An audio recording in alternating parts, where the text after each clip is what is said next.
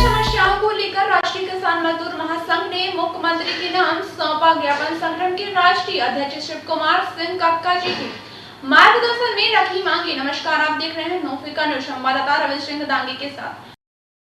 बीना में किसान महापंचायत में शामिल हुए राष्ट्रीय अध्यक्ष शिव कुमार शर्मा कक्का जी ने सरकार को कोसते हुए कहा, स्वामीनाथन आयोग की सिफारिशों को पूरी तरह से लागू करें और हम चाहते हैं कि एमएसपी की सिफारिश को कानूनन रूप में लागू किया जाए ताकि किसानों को अपनी उपज के लिए उचित मूल्य मिले। तो वहीं प्रांतीय संगठन मंत्री सुरेंद्र सिंह ठाकुर ने कहा कि किसानों की मांगे नहीं मानी जाती तो वह उग्र आंदोलन करने के लिए बाध्य होंगे एवं वह मांगे हमारा अधिकार जो हमें मिलना चाहिए। यह सरकार की जिम्मेदारी है कि वह मांगों को गंभीरता से ले और जल्द से जल्द समाधान प्रस्तुत करे। महासंघ के जिला अध्यक्ष प्रतिपाल सिंह ने कहा, संघर्ष कहीं आसान नहीं होता, लेकिन अगर हम हार मान गए तो हमारे साथ अन्याय होता रहेगा।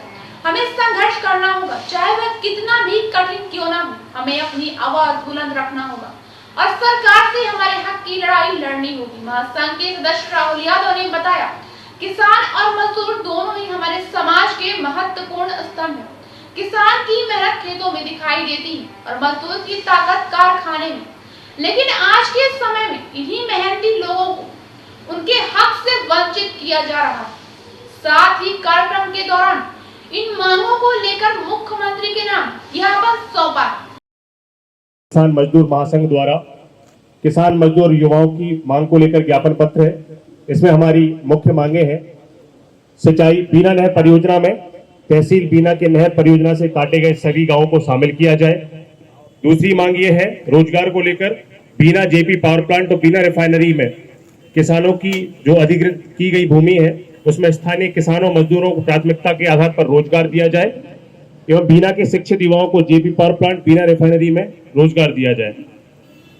तीसरा बिंदु है CSR, Bharat petroleum corporation limited JP power plant और पावर ग्रिड का सीएसआर फंड बीना के क्षेत्र के गांवों के विकास के लिए सही से उपयोग किया जाना चाहिए।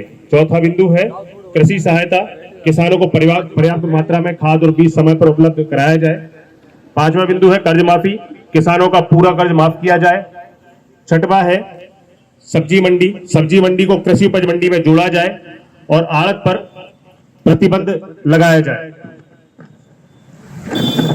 अगला सातवां बिंदु है गौ अभ्यारण्य, देवल गौशाला को आरंभ करके 3614 एकड़ भूमि पर गौ अभ्यारण्य बनाया जाए।